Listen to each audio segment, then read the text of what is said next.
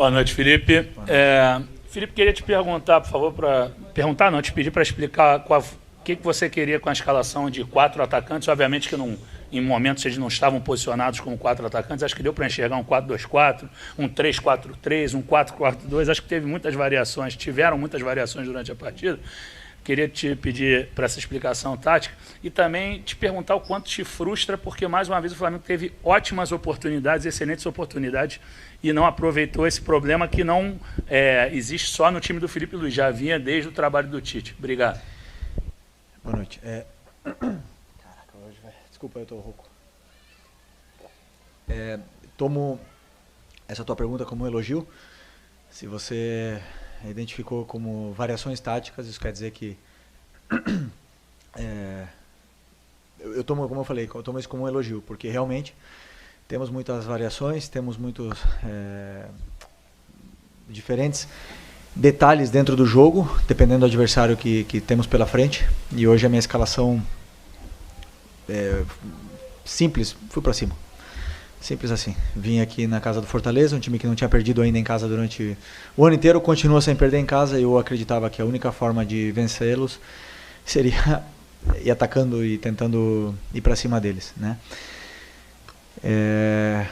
Tentei aproveitar o momento do Plata, que está num grande momento, com a falta do Everton e do Nico voltando de lesão, aproveitei para usar o Gerson ali, que era mais um volante que também consegue ser mais um homem de ataque.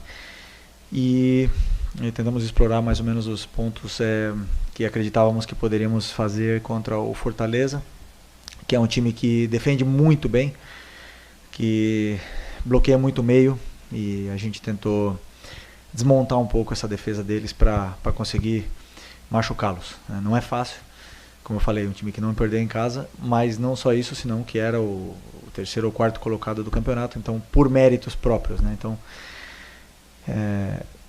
não sei se isso explica um pouco a tua pergunta, mas basicamente isso.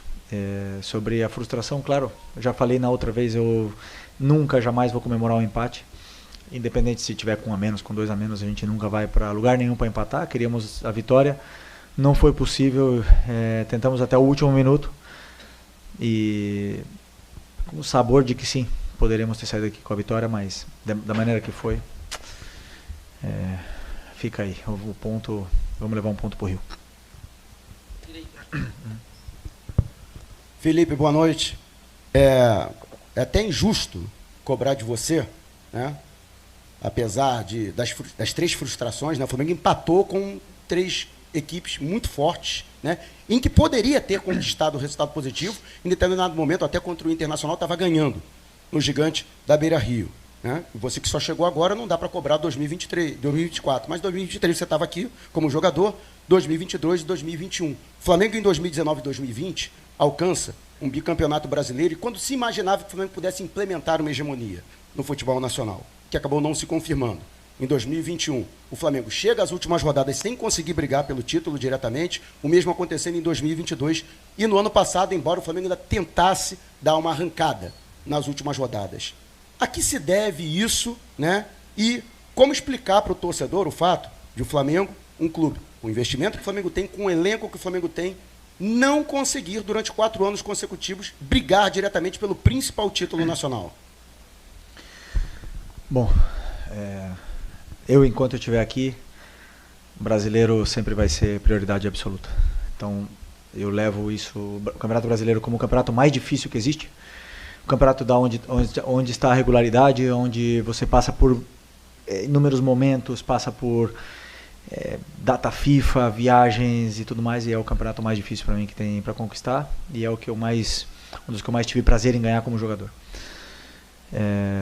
Me incluo, sim, nessa culpa de não poder estar disputando. Não sei se estamos praticamente, sinceramente, não olho muito a tabela, mas não sei se estamos totalmente fora da briga. Mas eu acredito que jogos assim, contra Fortaleza, contra Palmeiras, contra Botafogo, sim, Inter, são jogos que é possível perder pontos, principalmente fora de casa, né? Isso acontece num campeonato, um grande campeonato disputado como o Campeonato Brasileiro. Jogos contra times de rebaixamento em casa, esses jogos são os que te dão o título no final do ano, entendeu? E esses aí é onde você tem que ter essa regularidade. E Simplesmente isso. Como explicar para o torcedor? Ganhando o próximo jogo. Só a única coisa que eu posso fazer é pensar em ganhar do Internacional, que é o próximo jogo. Tivemos a chance de ganhar 2 brasileiros, 2019 e 2020, como você falou. Outros anos não foi possível, porque os adversários também competem, os adversários também têm prioridades. E às vezes são melhores que você também passa por momentos ruins e às vezes um começo ruim ou alguma coisa que acontece você não recupera mais. Repito, enquanto eu estiver aqui, esse campeonato é o mais especial.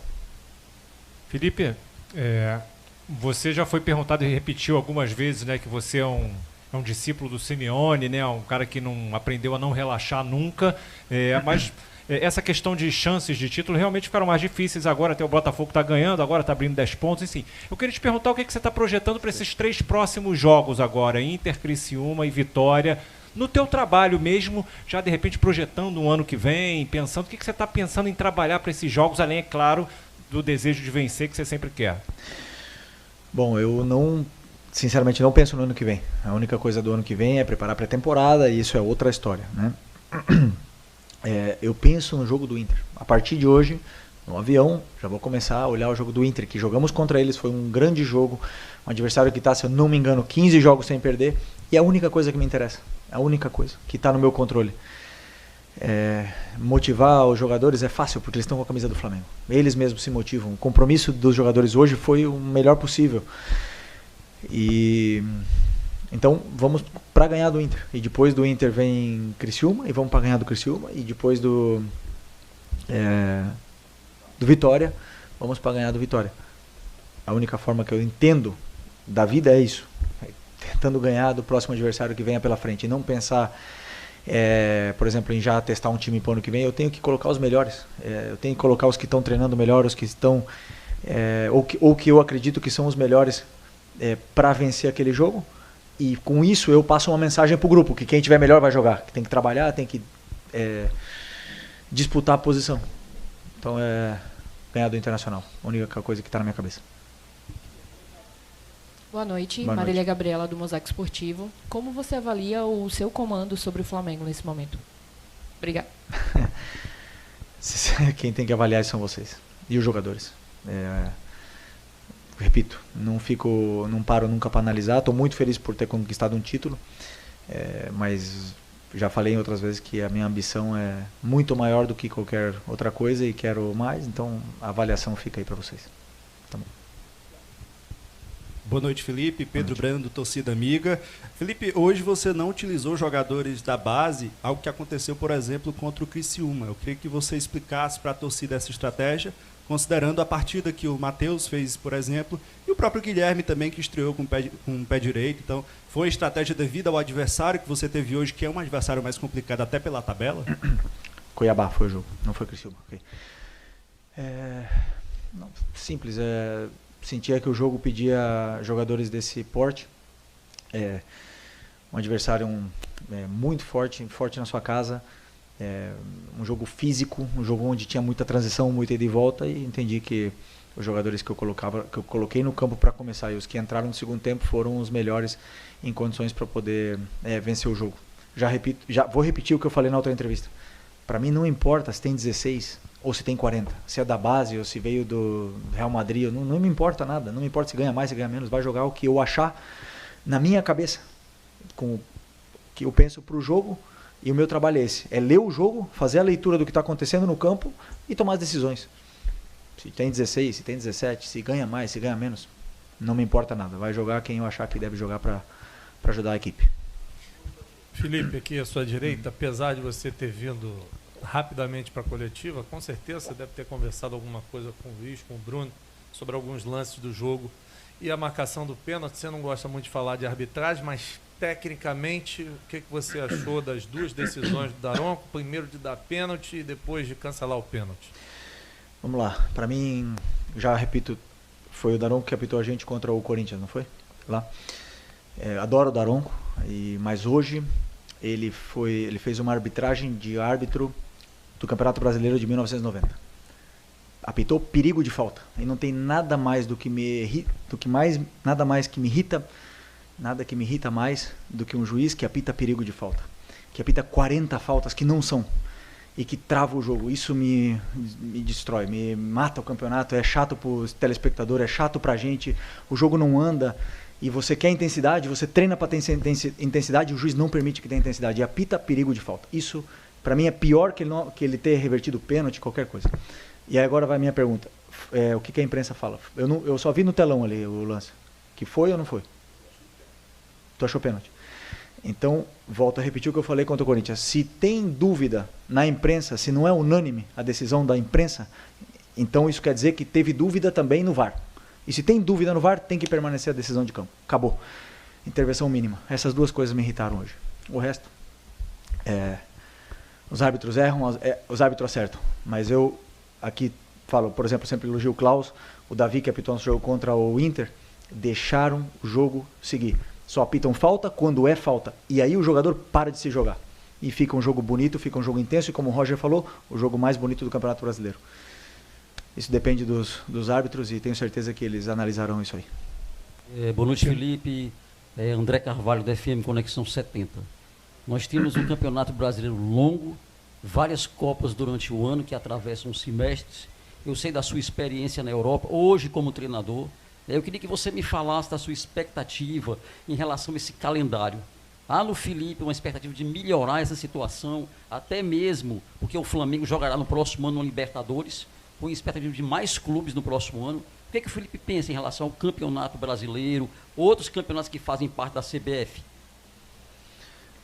É sobre o calendário, você fala? Sobre o calendário. Eu, particularmente, acredito que você ter um calendário lotado, um calendário cheio de jogos, é um privilégio. Eu penso isso. Porque isso quer dizer que o Flamengo está disputando o Libertadores, que está disputando a Copa do Brasil, está disputando o Mundial, está disputando o Brasileiro.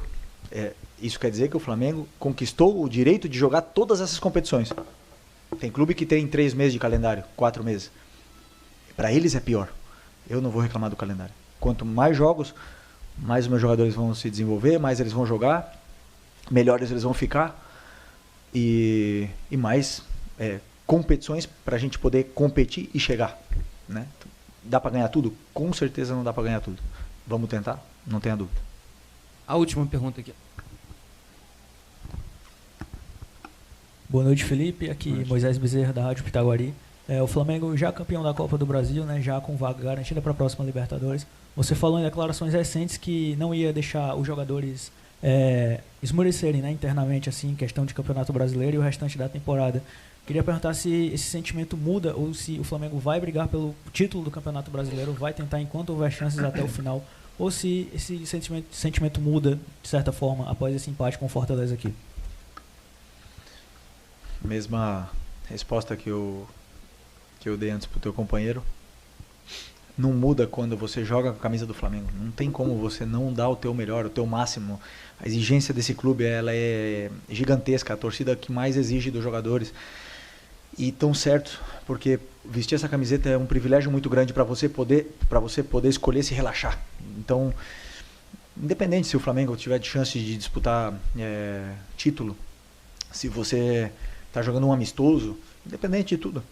O que importa é dar o máximo com a camiseta do Flamengo e para vencer o jogo, aproveitar que nós vamos jogar no Maracanã na frente da nossa torcida.